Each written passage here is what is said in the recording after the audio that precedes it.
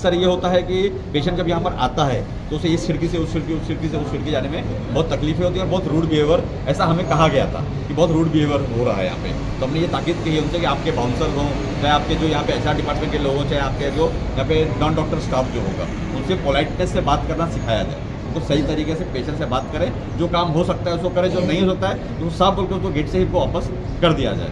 तो ये चीज़ हो गई है। चौथी चीज़ ये कही गई है कि जितने भी डॉक्टर यहाँ पर आ रहे हैं डेली, उनके टाइमिंग किसी को मालूम नहीं। तो हर हॉस्पिटल में आपने देखा होगा कि हॉस्पिटल में बोर्ड लगा होता है कि नेफ्रोलॉजिस्ट टाइप पे आ रहा है, ऑर्थोलॉजिस्ट टाइप पर आ रहा है, ऑन्कोलॉजिस्ट टाइप पे आ रहा है, न्यूरोलॉजिस्ट टाइप पे आ रहा है, नेफ्रोलॉजिस्ट टाइप पे आ रहा है। तो पूरा कंप्लीट एक बोर्ड लगाने की ज़रूरत है। हम कोशिश ये करेंगे कि वो बोर्ड 2 दिन के अंदर हमारे से वो लगा दिया जाए। जैसा कि आप बता रहे हैं कि इसके पहले हॉस्पिटल को प्राइवेटाइजेशन करने में जो यहाँ के सिटिंग MLA हैं, मुमरा की बहुत सारी चीज़ों को प्राइवेट के हवाले करने में उनका बड़ा योगदान रहा है और यहाँ पे जो लोग मुखालफत किए उनको FIR करके किसी भी ना किसी तरह चुप करा दिया गया। तो अब आपकी अलग टीम आई है, अलग तवक्को से लोग आपको, पूरे शहर के लोग देख रहे हैं कि आप अपोजिशन में, आप इसके खिलाफ। तो आप म्यूनसिपल कमिश्नर से मिले थे, वहाँ पे आपकी क्या बात हुई है, इस पर आपका क्या रद्द अमल है? मैं इसके ऊपर थोड़ी सी आपको रोशनी डालूंगा कि ये आज की बात नहीं, तकरीबन पिछले 1.5 साल से हाई कोर्ट के अंदर APCR के जरिए से हमारे एक इराकी साहब करके हमारे वकील साहब हैं, नहीं आरिफ इराकी नहीं है, उनका नाम दूसरा है, एक एडवोकेट इराकी साहब हैं और उनके साथ जो पूरी टीम जिसमें हनीफ कामदार साहब भी थे साथ में उनके, इन लोगों ने हाईकोर्ट में अपील की थी कि इस हॉस्पिटल को कैचलेस किया जाए। और ये आपको मैं आपकी खुशखबरी के लिए आपको बताता हूँ और आपके माध्यम से पूरे मुमरा कौंसल के लोगों को बताता हूँ, पूरे हिंदुस्तान में कश्मीर से लेकर कन्याकुमारी तक ये एक ऐसा हॉस्पिटल है जो 1 महीना हो गया चालू होकर के, अभी तक हमने किसी से 1 रुपया नहीं। 10 रुपया देना तो आसान है, लेकिन प्राइवेट वालों के बाउंसर झेलना और रूट बिहेव जैसा कि आपने जिक्र किया, वो तो मुश्किल है ना। 10 रुपया कलवा शिवाजी में, JJ में, बड़े बड़े हॉस्पिटल में कई मरतबा गया, कभी मैंने बाउंसर तो नहीं देखा कि डराने के लिए। अभी मुझे शहर का पत्रकार हूँ, चीफ एडिटर हूँ, ट्रस्ट है मेरे ऊपर, ये हॉस्पिटल को लेकर FIR हुआ,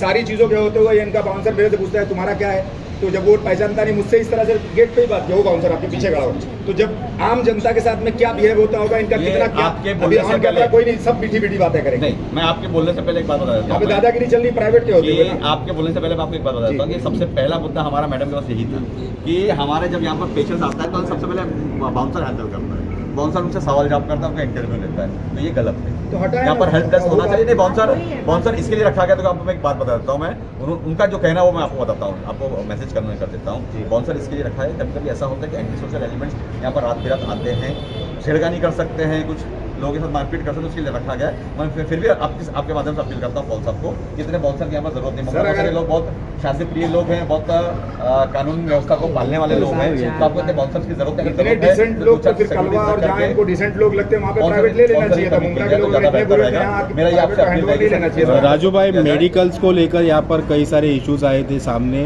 कि यहाँ पर मेडिकल सर्विसेज सही नहीं है। अभी कुछ देर पहले एक आया था और बोला था कि दवाई की सुविधा नहीं है यहाँ पर। जी, ऐसा है कि देखो यहाँ पर जितने भी OPDs चल रहे हैं, उस OPDs के अंदर जो भी मेडिसिन दी जानी है वो पॉल की जिम्मेदारी नहीं है, वो हमारे म्यूनसिपल कॉर्पोरेशन की जिम्मेदारी। तो हमारी जो एक्टिंग डीन मैडम आई हैं, इन्होंने ये बात कही कि हमारे जो बिरारी सर है, जो हमारे DMC है हेल्थ के, एंड प्लस हमारे संदीप पांडे साहब जो एडिशनल कमिश्नर हैं, उन दोनों से मेरी बात हुई आज ही, और दोनों से हमने ये कहा है कि जितनी भी मेडिकल सुविधा की जो दवाएँ होती हैं, आप अगर सबको बाहर प्रीफर करेंगे, यहाँ पर गरीब आदमी आ रहा है, तो बाहर से दवाएँ खरीद नहीं सकता है, तो सारी दवाई आपको यहाँ मुहैया करानी पड़ेगी। उस मैडम ने हमसे कहा है, इनका आश्वासन है कि विदिन 24 आवर्स और 48 आवर्स हम उसका समाधान निकालें। राजू भाई, सारी बातें हो गई है, आपने सब कुछ बात कही, लेकिन खास तौर पे ये बात नहीं हो रही है। यहाँ पे पॉल सर भी मौजूद है, थाने महानगर पालिका के अधिकारी भी यहाँ पर आई है। हॉस्पिटल कहा जा रहा था फुल फ्लैश में चालू है, तो अभी आप क्या जानकारी दे रहे हो, ये फुल फ्लैश में चालू हुआ है या नहीं? मुझे अभी मैंने अभी चीज़ देखा कि पिछले 2 घंटों में यहाँ पर आया, तो हमें नेफ्रोलॉजिस्ट नहीं मिला था।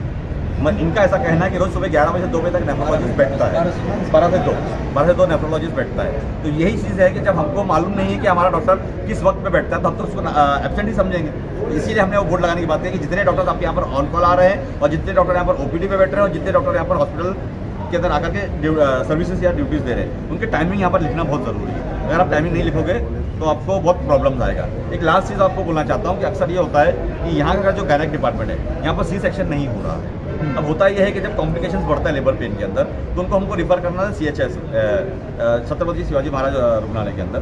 तो होता यह है कि उनके जो गोल्डन आवर्स होते हैं वो टूट जाते हैं। आपके यहाँ आता है, फिर यहाँ से एम्बुलेंस में बैठता है, फिर वहाँ जाता है, 1 घंटा उसका टूट जाता है। तो हमने कोशिश की है कि यहाँ पर अगले हफ्ते के अंदर यहाँ पर म्यूनसिपल कॉर्पोरेशन की तरफ से एम्बुलेंस यहाँ पर आया जाए, और वो एम्बुलेंस सिर्फ और सिर्फ गायनेक पेशेंट के लिए रखा जाएगा या ट्रॉमा पेशेंट्स के लिए रखा जाएगा। वैसे एक एम्बुलेंस यहाँ पर है, कार्डियक एम्बुलेंस पॉल साहब ने यहाँ पर एक रखा हुआ है जो उनकी तरफ से यहाँ पे अनुदान किया गया है और उसी को चला रहे हैं। अगर जो कार्डियक एम्बुलेंस की जरूरत पड़ेगी इस हॉस्पिटल के अंदर तो वो फ्री ऑफ कॉस्ट मुहैया कराते हैं। और हम कोशिश ये करेंगे कि हमारे जो 108 की सर्विस है, हमारे जो म्यूनसिपल कॉर्पोरेशन पूरे ऑल ओवर इंडिया की सेंट्रल गवर्नमेंट की स्कीम है कि 108 पे आपने फ़ोन किया तो सब जगह एम्बुलेंस आ जाती है और मुमरा को सर्विसेज बंद थी।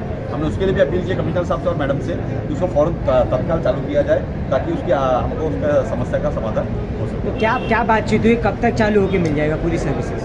नहीं, मुझे ये तो बात मैं समझता हूँ कि पॉल साहब ज़्यादा बेहतर तरीके से बोल सकते हैं। मैं चाहूँगा पॉल साहब एक सवाल का एक साथ जवाब। नमस्कार। हाँ पॉल सर, काफ़ी सारे जो है इश्यूज़ आ रहे थे हॉस्पिटल को लेकर और कहा जा रहा था कि फुल फ्लैश में आप ही ने कहा था कि हॉस्पिटल चालू हो गया है।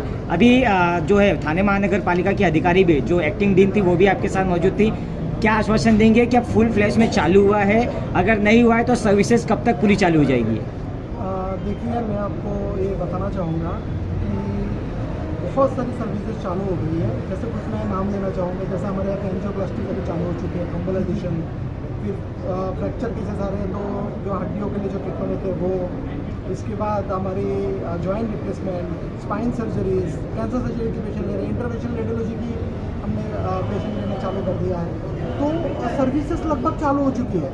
बेड जो बढ़ा नहीं है, बिकॉज हमने अभी जितना बेड चालू करके फर्स्ट फेज में रखे हैं, क्योंकि हर एक हॉस्पिटल को एक फेज रखना पड़ता है कि फर्स्ट फेज में मैं इतना बेड करूँगा, भले मेरे 200 बेड रेडी है, बट एक साथ मैं 200 ओपन करके रखूँगा तो मेरे स्टाफ खाली बैठे रहेंगे। तो जैसे ही मेरा 60 बेड का पहला टारगेट है, 60 बेड का टप्पा पूरा हुआ तो अभी 100 बेड के लिए तैयारी है। तो हम लोग वो बेड बढ़ाने के टप्पे में लगे हुए हैं। और हमारे यहाँ पे नर्सिंग स्टाफ, टेक्निकल स्टाफ की वैकेंसी है। मैं आप लोगों की जो बताना चाहूँगा कि मुमरा में जो भी नर्सिंग किए हुए क्वालिफाइड स्टाफ है या टेक्निकल मेडिकल टेक्निकल कोई कोर्स किया हुआ कोई स्टाफ है तो वो आइए हमारे पास जुड़ने के लिए। एक नो कैश काउंटर हॉस्पिटल है, आप मुमरा में सर्विस देंगे तो आपकी सर्विस मुमरा बस को ज़्यादा अच्छे से मिलेगा। तो बस कुछ ही दिनों में हम हमारी जो अभी का कैटेगरी मतलब अभी के जो 60 बेड से 100 करने का है तो हम करने के पीछे पूरी जो काम कर रहे हैं और बहुत जल्दी 100 बेड भी हम लोग चालू कर देंगे एडमिशन के लिए। तो सर्विसेज चालू है, आप आ सकते हैं। और जो सर्विसेज हमारे यहाँ नहीं मिलती है वो हम आपको ऑन द स्पॉट ही बता देंगे कि वो नहीं मिल रही है, तो बट मेजोरिटी ट्रीटमेंट यहाँ पे चालू हो चुका है। मैं एक चीज़ बोलना चाहूँगा कि हमारे मुमरा कौशल में जितने भी PGDMLTs, DMLTs, ANMs and GNM जितने भी नर्सिंग कॉलेज में पढ़े हुए सर्टिफाइड जो लोग हैं वो आकर के हमारे जफर नुमानी साहब से रब्ता कायम करें। हम उनका पूरा कंप्लीट एक बायोडाटा लेकर के पॉल साहब के साथ बैठेंगे और हम कोशिश करेंगे कि जितना लोकल स्टाफ हमें मिले उतना हमारे लिए बेहतर रहेगा, ना कि लोग बाहर से आए। तो जितने भी हमारे पास ANMs, GNMs, PGDMLTs लोग हैं वो आकर सबसे जरूर मिले। मैडम आप क्या कहना चाहेंगे? नजीमुल्लाह की जो टीम है आज उन्होंने अस्पताल का दौरा किया और यहाँ पे जो पेशेंट आते हैं उनको जो प्रॉब्लम होते हैं उसके बारे में आपसे बातचीत की, तो क्या कहना चाहेंगे आप? नमस्कार. हमें मराठी में बात चालेल. या मराठी सांगा ना, चालेल. मी त्यांच्या सगळ्यांशी बोलले आणि त्याच्यानंतर मला वाटतं त्यांच्याबरोबर चर्चा झालेली आहे. त्यांनी सांगितलेल्या काही गोष्टींबद्दल आम्ही नक्कीच जाऊन बोलू आणि त्याच्यावर मला वाटतं त्याच्या व्यतिरिक्त मला जास्त काही बोलायचं